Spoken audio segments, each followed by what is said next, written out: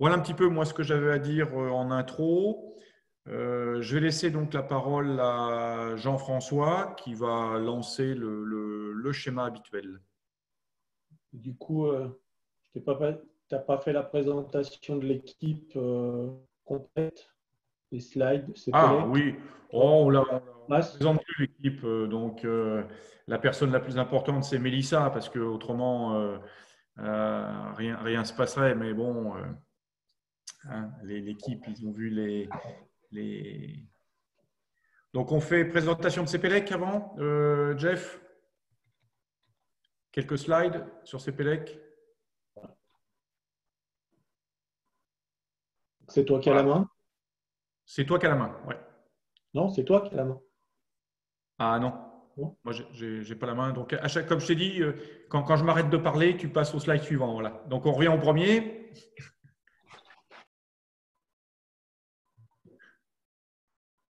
On va y arriver. Non, non, mais pas de souci. Là, si tu veux, la distance Terre-Lune fait qu'on a quelques nanosecondes de. Tu peux revenir au premier slide. Voilà, super. Donc, rapidement, CPLEC positionné dans l'usine. Nous, on est vraiment l'usine de fabrication, d'assemblage de cartes électroniques. Hein, c'est notre terrain de jeu, entre guillemets, où on est là pour accompagner les industriels sur leurs problématiques, essayer de leur apporter des solutions, essayer aussi avec eux d'identifier les problèmes, ce qui n'est pas, pas évident. Donc, on va travailler au niveau des process manuels, process automatiques. On va travailler aussi sur tout ce qui est l'identification des zones à risque, hein, zones de vernissage, stockage de produits dangereux, aussi peut-être toutes les interventions sur machine. Et puis derrière, une partie de la pollution, mais pollution générée par les fumées de brasage et pollution générée par tout ce qui peut être lié au marquage laser, marquage, gravage sur du composant, sur du produit. Donc, on accompagne les industriels. Notre approche se fait déjà par une visite sur site avec un premier diagnostic. Et à partir de ce premier diagnostic, où on aura identifié ensemble la problématique, eh bien, on va faire intervenir l'équipe globale sur soit des audits un peu plus poussés, soit des formations qui peuvent être standards, qualifiantes et, majorité du cas, très personnalisées. Et derrière aussi par de la solution technique, donc différents équipements ou produits, avec l'idée, c'est d'avoir un accompagnement dans le temps.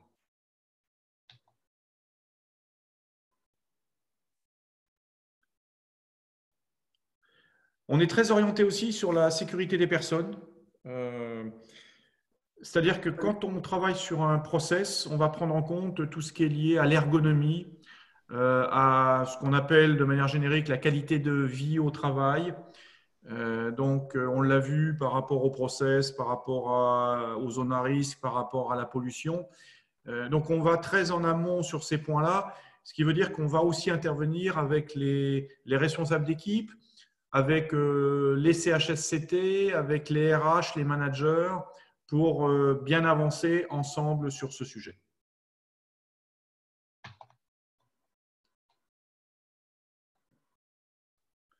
Alors, on l'a vu, accompagnement dans le temps, avec une offre globale.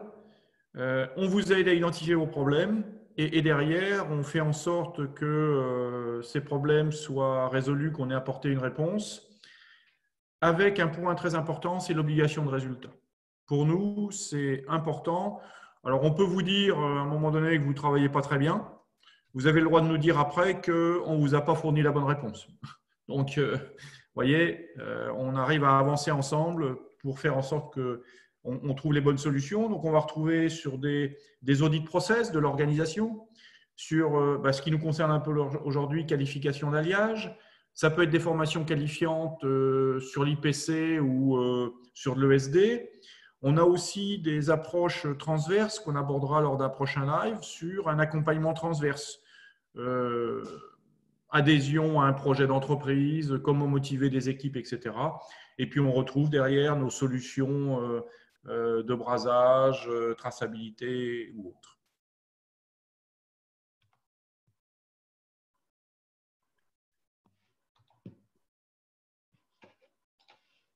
Le dernier, Jean-François. C'est un peu long. Derrière, on l'a vu, notre histoire, c'est 30 ans, puisqu'on a fêté nos 30 ans il y a pas longtemps. 30 ans de compétences dans le domaine de l'électronique qu'on a mis au service à d'autres typologies de clientèle. Sur l'identification des zones à risque, eh bien aujourd'hui, on va dans d'autres domaines comme chez Vicat, où on intervient auprès de ses filiales France Ciment pour la rédaction des normes liées à la consignation, à la maintenance. On travaille aussi avec des utilisateurs de laser pour du marquage, du gravage, du soudage, découpe, dans des domaines très différents, dans l'aéronautique, dans la cosmétique, dans l'agroalimentaire. On va travailler avec eux sur identification des risques, documents uniques, analyse des composés organiques volatiles avec un partenaire Terra, recyclage des filtres avec un partenaire Impact. Donc, tout un ensemble de services à forte valeur ajoutée.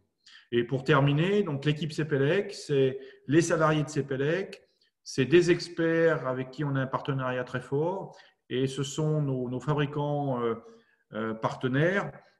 À titre d'exemple, on n'a pas 150 marques, on en a une dizaine, mais Brady, on est le deuxième distributeur France, Itéco, on est l'importateur officiel, Almit, on est l'importateur officiel. Donc, on a vraiment des rapports très forts avec ces fabricants parce qu'on a besoin de leur aide et leur appui quand vous avez une problématique.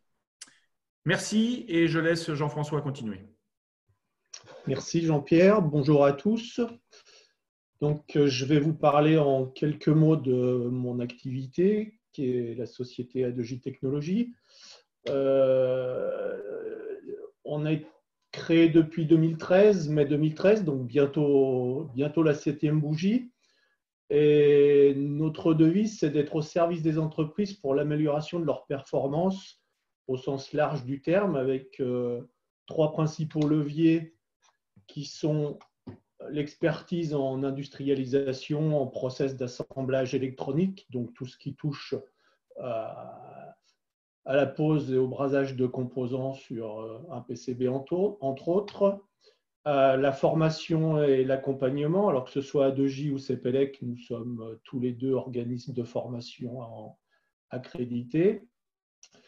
Je ne l'ai pas mis en relief, mais j'attache beaucoup d'importance sur la notion d'accompagnement. Pour moi, venir chez les gens, leur faire une formation et puis repartir, c'est bien. Les accompagner pour être sûr que les résultats sont efficaces, je trouve ça beaucoup plus efficace. Et puis un troisième volet qui est le management des processus d'amélioration continue. Alors là derrière, on va trouver du Lean, du 5S, tous les outils très couramment aujourd'hui utilisés dans les entreprises, sachant que on va dire par appétit personnel, j'aime bien me positionner dans les TPE parce que c'est une source d'apprentissage qui est important pour moi également. Alors, on va faire un petit quiz sous le format de ce qu'a pu faire Pascal Las dans ses présentations. Alors, faire une qualification, pourquoi c'est important? Alors, est-ce que c'est important pour occuper les services méthodes et qualité, pour s'assurer de l'efficacité et la compatibilité avec mon process, se donner bonne conscience, garantir un process fiable et robuste, ou alors pour faire plaisir aux distributeurs? À votre avis? Donc, on vous rappelle que pour participer au quiz, n'hésitez pas à utiliser le chat. Donc, je vois qu'il y a beaucoup de fois les mêmes réponses. Jean-François, est-ce que tu visualises le chat? C'est bon avec les réponses des gens? Donc, il y a bien du 2-4 pour l'instant pour tout le monde.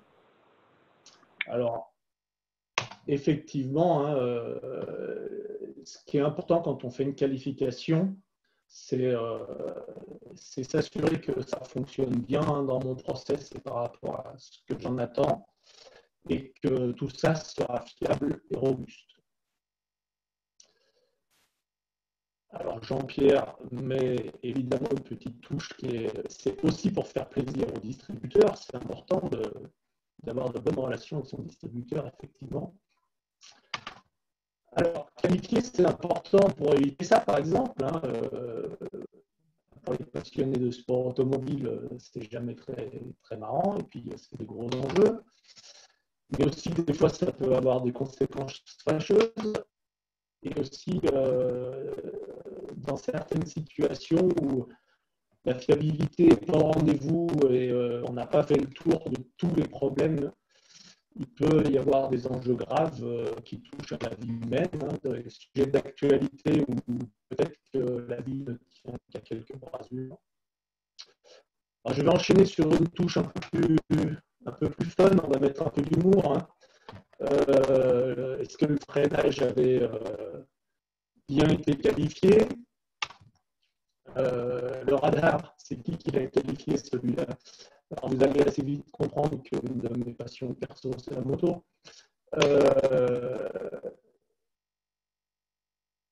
On va revenir à des choses un petit peu plus sérieuses sur le process. On va balayer les principes, les grands principes, hein, sans rentrer dans tous les détails. C'est quoi une qualification, les principales étapes et quelques pistes de réflexion? Jean-François, je me permets juste de te couper. Le son grésille beaucoup d'un coup. Je ne sais pas si tu as bougé ton écran ou ton micro, pardon. J'ai rien touché du tout. Alors là, ça m'a l'air d'être un peu mieux. Je ne sais pas, je vais essayer de me rapprocher un peu. C'est bien? Ouais, c'est mieux là. C'est mieux. Ouais, c'est mieux. Ok. Désolé de t'avoir coupé. Je t'en prie.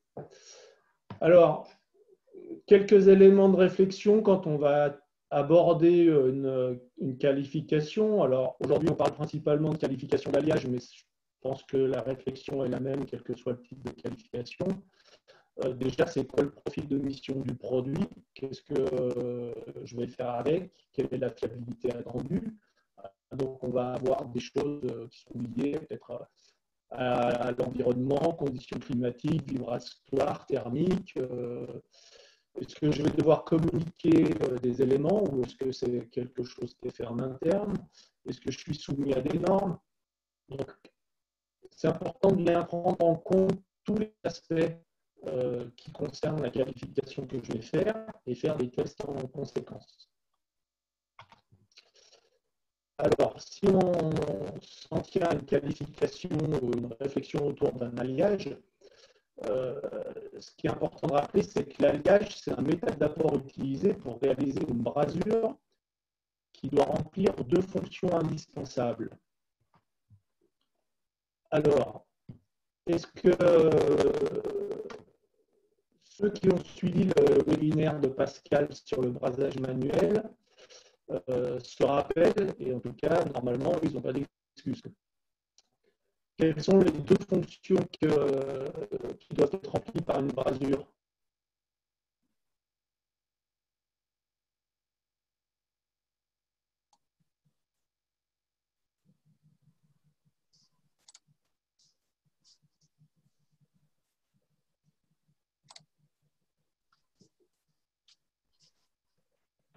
Oui, j'ai l'impression, Jean-François, qu'on a encore un peu le micro qui grésille.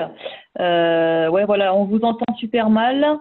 J'ai l'impression que ça grésille.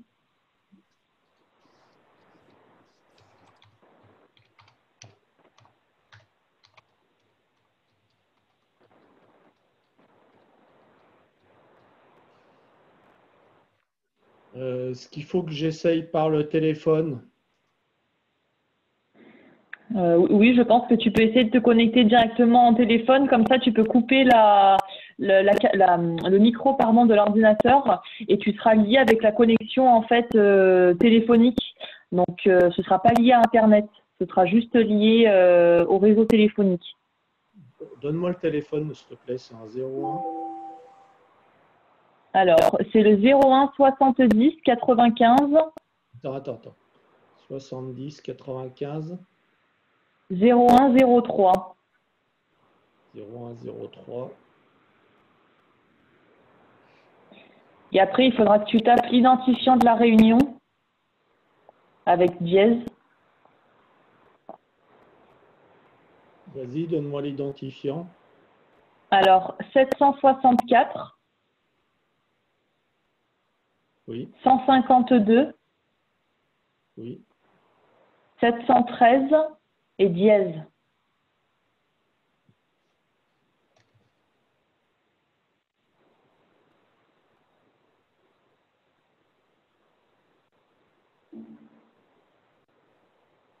Il me redemande l'identifiant. Il te demande un numéro de participant, mais tu peux mettre dièse directement.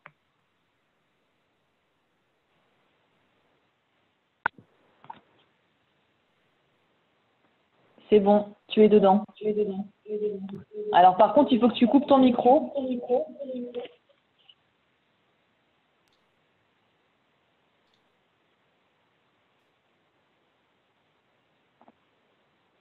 Là, c'est bon, si tu parles dans le téléphone, Jean-François, normalement, ça devrait marcher.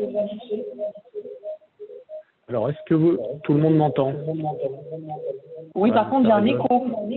Ouais. J'ai coupé le micro.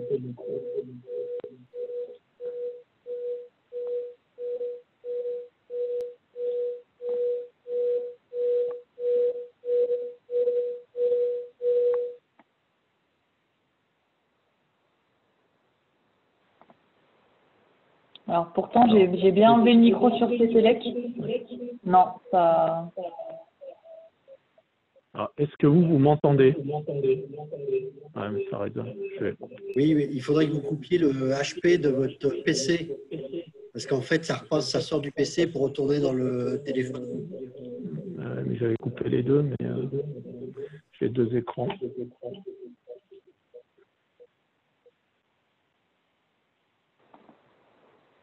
Oui, en effet, comme le disait monsieur, là... Ouais, c'est bon, ça doit être bon là. C'est bon.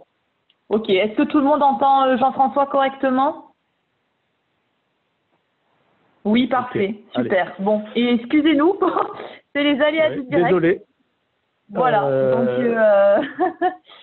donc là, c'est bon, je remets mon micro en muet et Jean-François, je te laisse continuer. Donc je confirme que l'Ardèche reste dans les pays sous-développés. Alors, pour ceux qui ont suivi le webinaire de Pascal, le brasage, une brasure sert, alors j'avais vu des réponses, effectivement,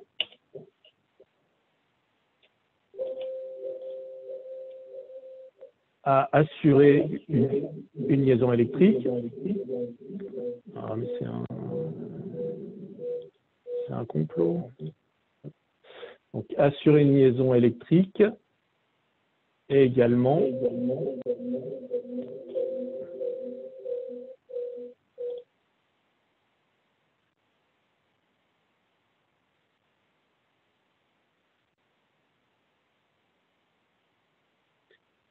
et assurer une tenue mécanique.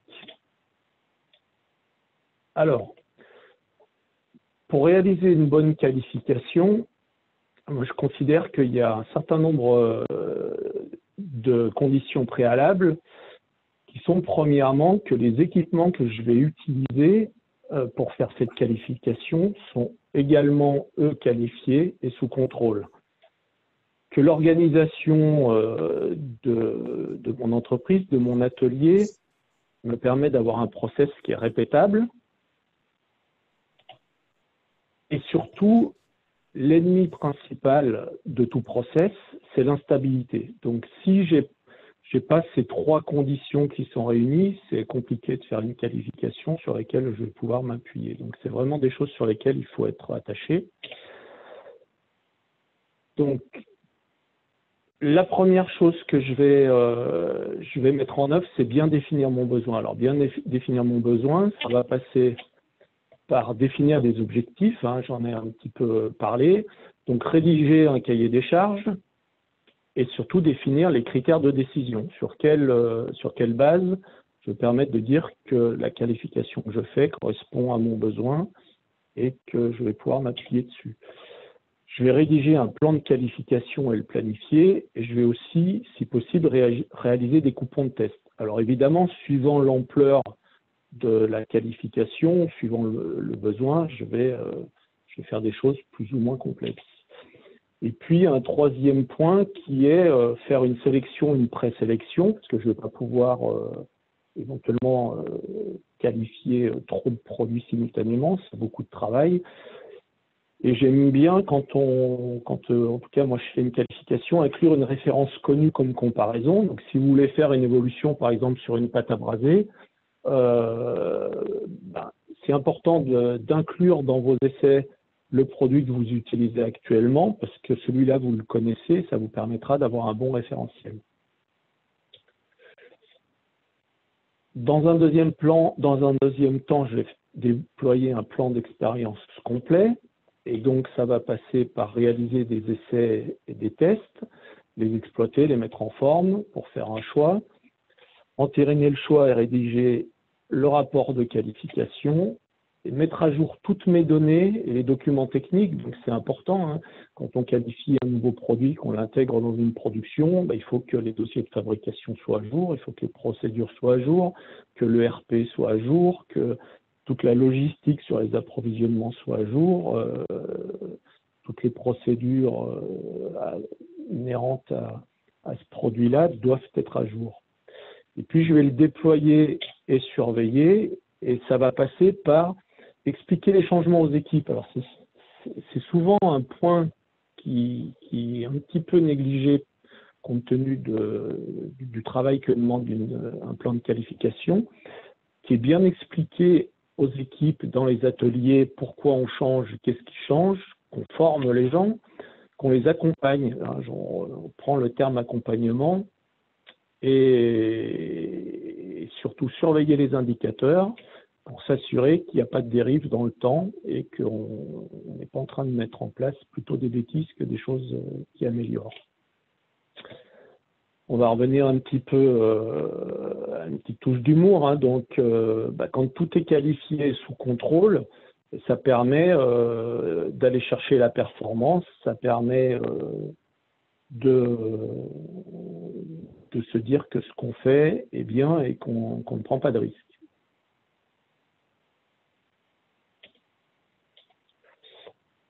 Alors, quelques éléments de réflexion complémentaires, hein, par rapport au profil de mission, la fiabilité attendue.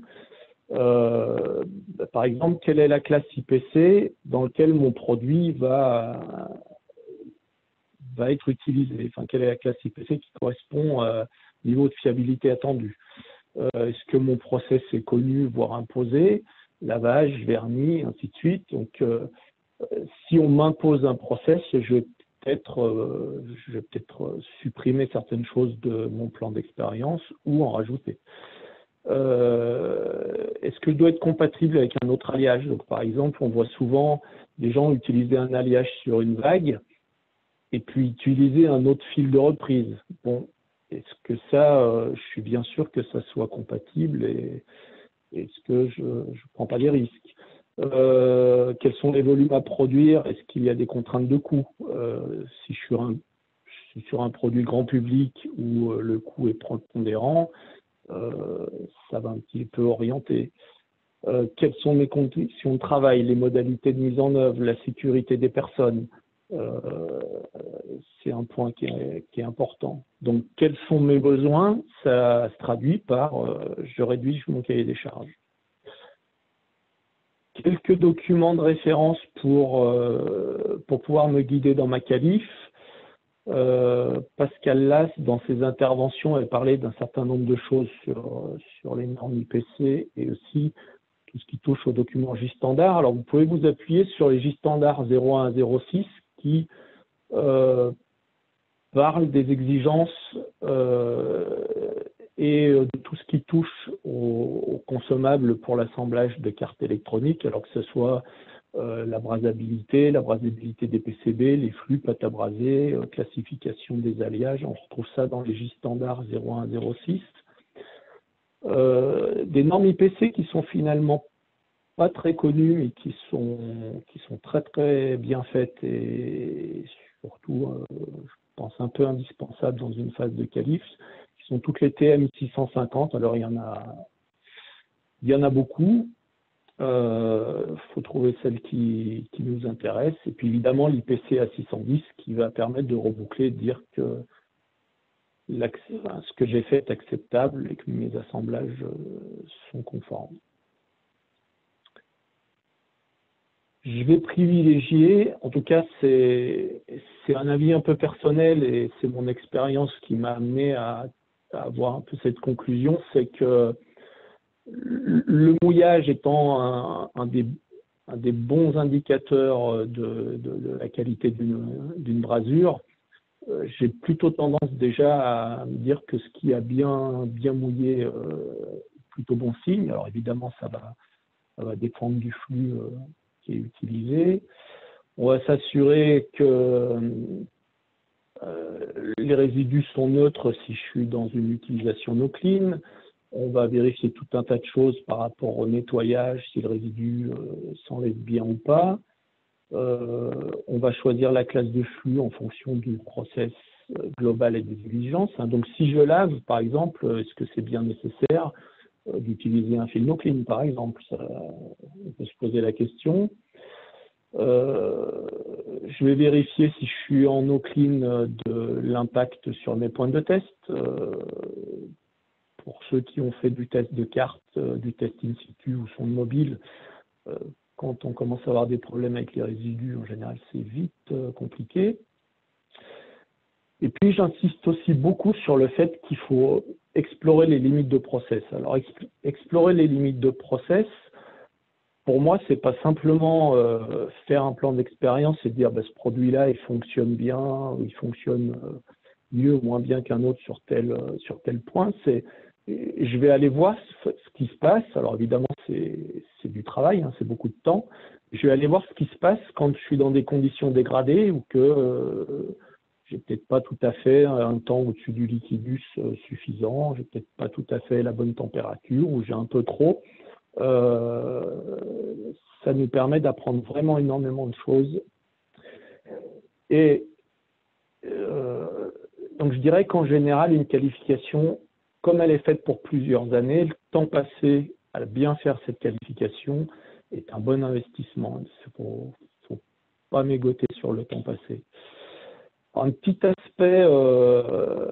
aspect prix, même si évidemment quand on fait une qualif, l'important c'est plutôt de regarder la partie technique, la partie performance.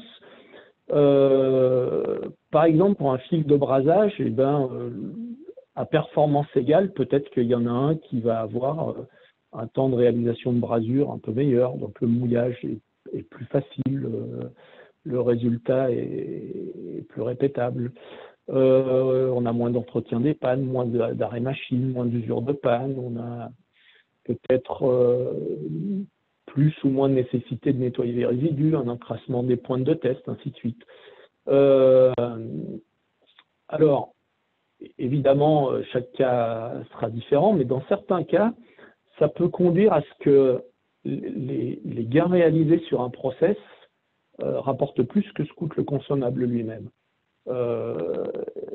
Et donc, évidemment, l'acheteur, lui, regardera le prix et les conditions de règlement, et c'est normal, c'est son métier, mais l'important, c'est pas de regarder le prix d'un consommable, d'un alliage, c'est de regarder le coût que représente l'obtention de ce produit. Alors, évidemment, c'est un exemple fictif. J'ai fait un petit tableau où on a par exemple un produit B dont le coût des pannes est supérieur, dont le prix de l'alliage, on va dire, est le double des autres produits de référence. Mais par exemple, on n'a pas de non-qualité et surtout, on a un temps gamme pour une activité égale qui est plus faible.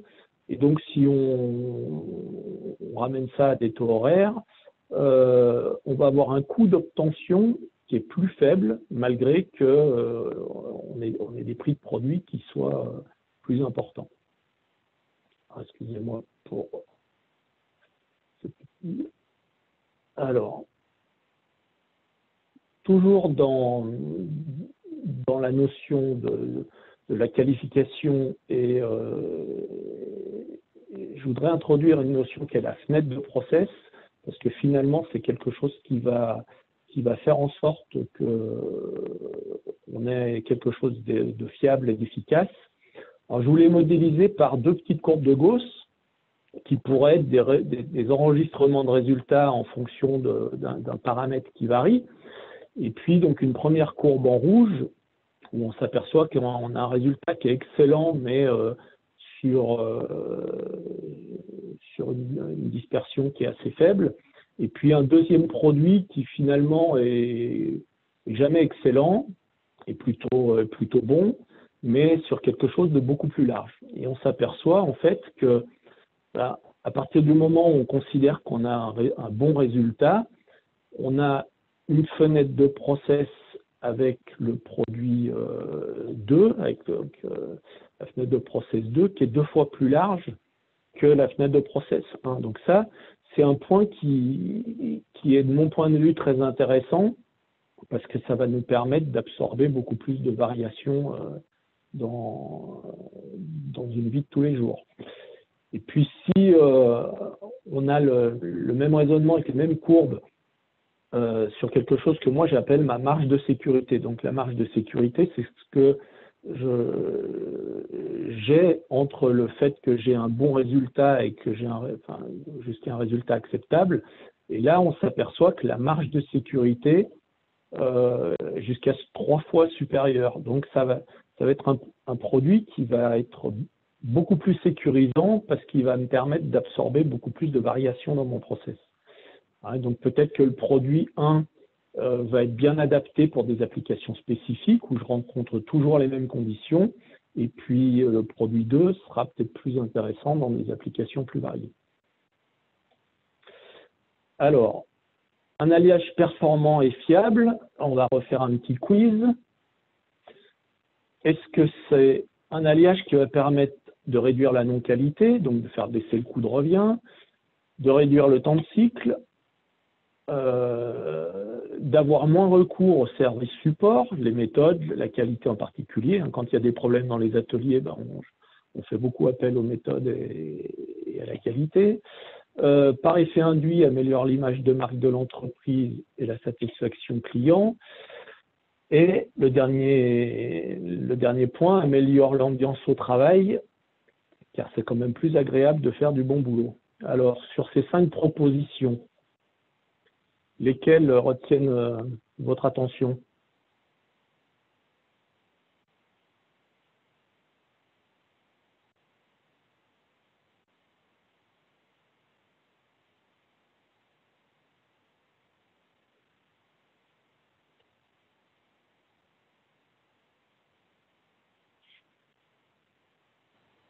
N'hésitez pas à participer, il n'y a pas de mauvaise réponse. Il n'y a pas de punition surtout.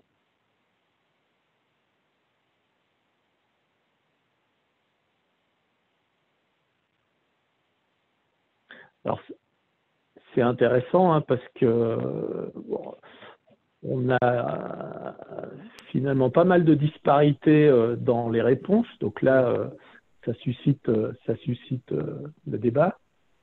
Je mettrai un 2, 3, 4. 5. Alors,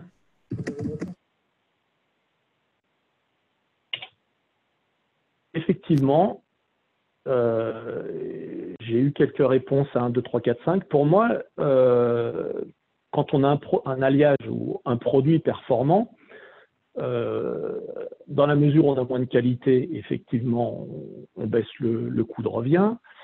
La réduction du temps de cycle, c'est un élément qui est important, alors qui est un peu en marge de la qualification d'un produit, mais plus un produit est performant et va pouvoir être utilisé de façon, entre guillemets, facile par les utilisateurs, plus ça permet de se concentrer sur son travail et le faire, on va dire, vite et bien, donc de réduire le temps de cycle. Mieux ça se passe dans l'atelier, moins on a recours moins on fait appel à l'aide.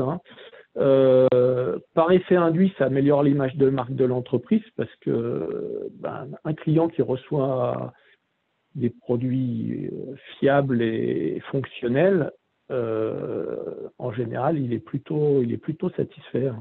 Et puis, ça améliore l'ambiance au travail parce que je vous laisse observer dans un atelier quand quelqu'un contrôle des produits qui sont mal fabriqués, ça peut vite créer des tensions et un certain nombre de difficultés. Donc, ça n'a que des avantages d'avoir un produit performant. Alors, en conclusion, choisir un alliage adapté aux besoins. Ce qui est important, c'est vraiment qu'il soit adapté aux besoins. Et attention aux compromis. Les compromis, c'est compliqué pour les EMS. C'est plus compliqué pour les EMS. Prendre en compte tous les aspects du process. Faut rien négliger. Préparer un plan d'expérience adapté et faire les tests nécessaires. Le temps passé à qualifier, c'est du temps de gagner et souvent beaucoup d'ennuis évités. À partir du moment où on passe du temps à qualifier, on détecte ce que moi, dans mon jargon, des fois, je vais appeler les mauvais coups. C'est-à-dire que quand on a certaines défaillances ultérieurement, on est déjà un petit peu préparé à les régler. Il ne faut pas hésiter à pousser les limites pour élargir la fenêtre de process. Faut pousser le produit dans ses retranchements et puis après on met des bornes pour rester dans une fenêtre qui nous permette d'être confortable et d'avoir de bons résultats. Pas négliger la communication, alors je ne l'ai pas mis mais en interne, c'est important de communiquer ce qu'on fait et pourquoi on le fait. Et puis le petit plus qu'une bonne qualification facilite le commerce et c'est rassurant pour le client. J'ai fini ma présentation. Je suis désolé pour cette première qui a été un petit peu chaotique à certains moments pour le son et l'image. Donc, maintenant je vais vous donner la main pour vos éventuelles questions, les réponses, les échanges et qu'on fasse quelque chose d'un petit peu vivant. Je vous écoute.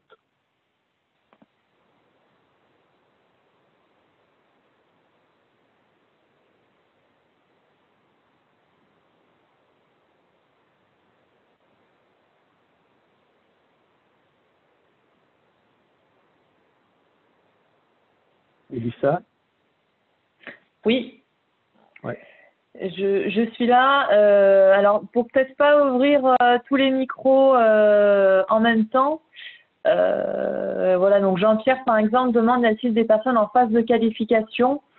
Utilisez peut-être le chat pour poser votre question, comme ça on peut ouvrir le micro après en conséquence si vous pourrez échanger avec Jean-François.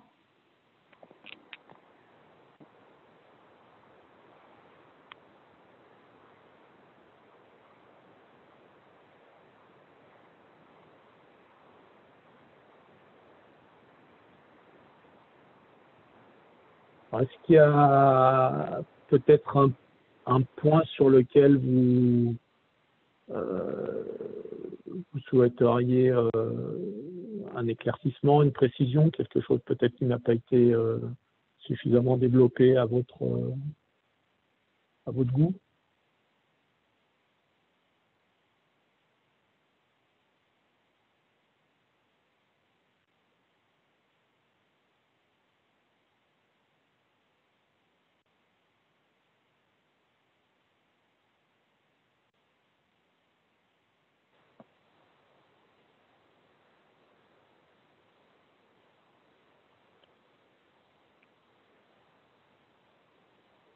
Bon, c'est que ta présentation devait être très complète alors, j'imagine. Jean-François, s'il n'y a pas de questions. Jean-Pierre, je remets votre micro. J'ai remis. Donc déjà, merci à Jean-François pour cette présentation. Alors, je tiens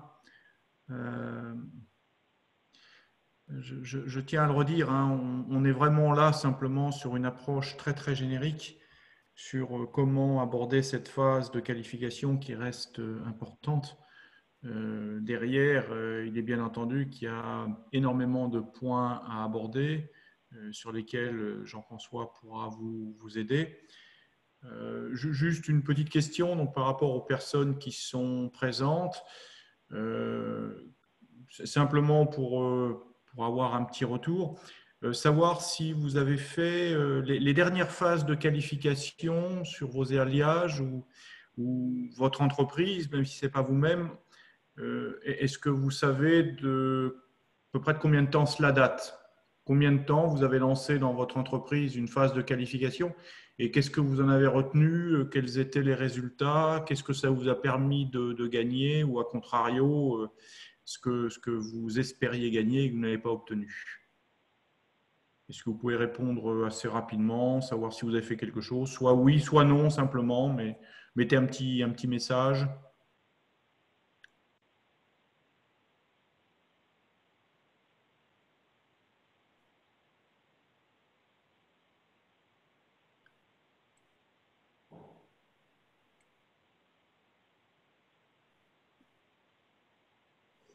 Oui, je ne vois pas beaucoup de réponses de chacun. Alors, j'ai des personnes qui avaient assisté déjà aux formations, aux informations brasage, qualification. Alors, je vais poser la question peut-être de manière différente. Est-ce que par rapport au live sur le brasage qu'on a vu, est-ce que cette partie qualification vous apporte un complément d'information, vous permet de comprendre, entre guillemets, c'est un peu ce que disait Damien tout à l'heure, que une bonne qualification va enlever des gros problématiques de brasage. Est-ce que pour vous, il y a un lien entre brasage et ce qu'on vient de voir aujourd'hui? Est-ce que ça vous apporte des informations complémentaires?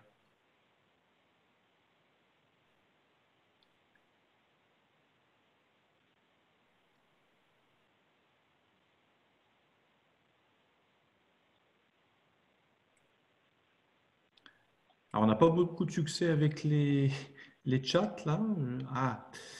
iPhone, la pratique serait plus nécessaire. Mais oui, je suis… Alors, sur la qualification, on est… bon, Jeff pourra sûrement l'expliquer beaucoup mieux, mais on est plus sur sur déjà du process de qualification, bien intégrer le process, quelles sont les étapes de qualification.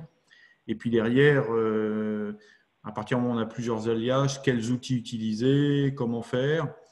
Alors, est-ce que Jeff, tu peux juste rapidement élaborer les quelques… Tu prends un procès, tu prends un alliage de type Almite, tu prends un alliage d'une autre marque, par quoi tu vas commencer, comment tu vas faire, quels sont les outils, les moyens que tu peux utiliser? Dans les choses assez classiques, hein, on va faire des coupons de test. C'est toujours très compliqué de faire des tests de qualif sur des produits qu'on doit livrer au client, sauf si c'est une qualif qu'on fait pour lui et qu'il souhaite le faire sur ses produits. Mais on va faire des coupons de test. Alors, un coupon de test, ça peut être très simple. Hein, c'est un bout de PCB avec une finition quelle qu'elle soit. En général, on va faire des véhicules de test qui sont représentatifs de ce qu'on a à faire au quotidien. Et puis, ça va nous permettre justement de vérifier que les résultats sont bien en adéquation avec ce qu'on attend du process. Alors, dans les choses assez classiques, évidemment, la première chose qui va nous permettre de déterminer si on a un résultat, c'est déjà une inspection visuelle, hein, tout simplement, par rapport à des critères IPC, par rapport à des critères clients. Et puis, dans les choses assez classiques, il y avait Pascal quel test utiliser. On va faire des coupes métallographiques, on va faire des tests de contamination.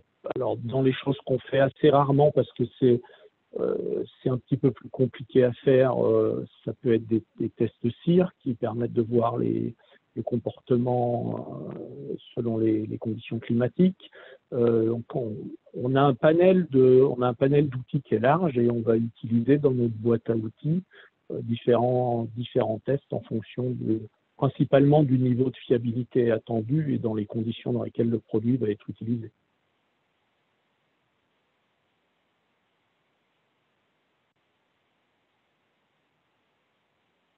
Est-ce que ça répond à une partie des questions? Oui, j'ai Madame Régnier qui nous a fait un petit commentaire.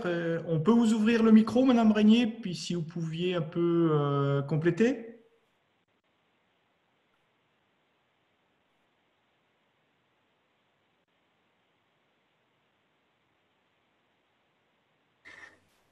Oui, bonjour à tous.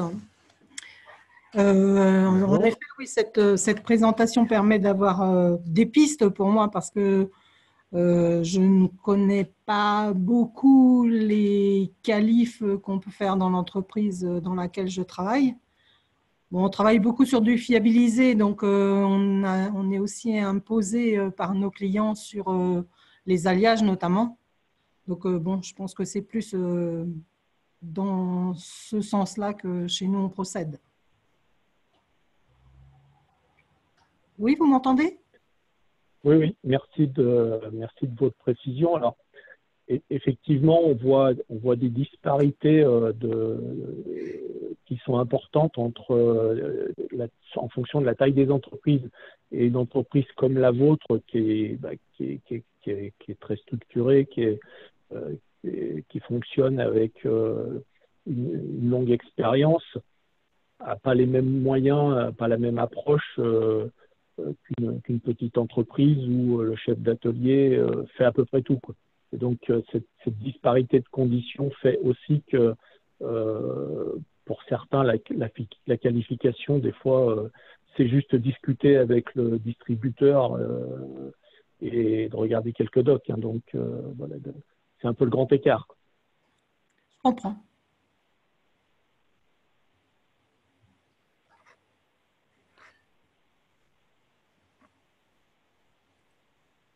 S'il n'y a pas de questions complémentaires ou si Jean-François, tu n'as pas d'apport supplémentaire, je pense qu'on peut déjà dire merci aux personnes qui étaient présentes. Donc vous le voyez, c'est une thématique un peu différente qu'on aborde.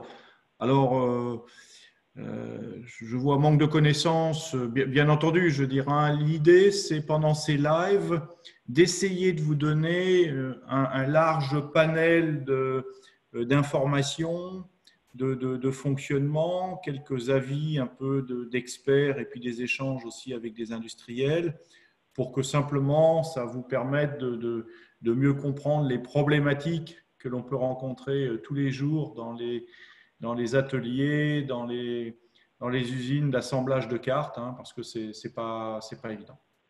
Mélissa, est-ce que tu veux dire un petit mot sur les prochains lives? Oui, alors déjà merci à tous d'avoir été avec nous encore aujourd'hui. Demain, on se retrouve encore à 14 h comme aujourd'hui pour l'épisode 2 d'une session qu'on a commencé la semaine dernière qui s'appelle Se retrouver dans l'IPC avec des cas concrets. Voilà, donc n'hésitez pas à participer. Et puis la semaine prochaine, on aura aussi des thématiques un petit peu similaires. On va encore reparler des ESD, de l'IPC. Voilà, donc toutes ces thématiques vous seront communiquées. L'équipe CPLEC reste à votre disposition et voilà, je vous souhaite à tous une très bonne après-midi.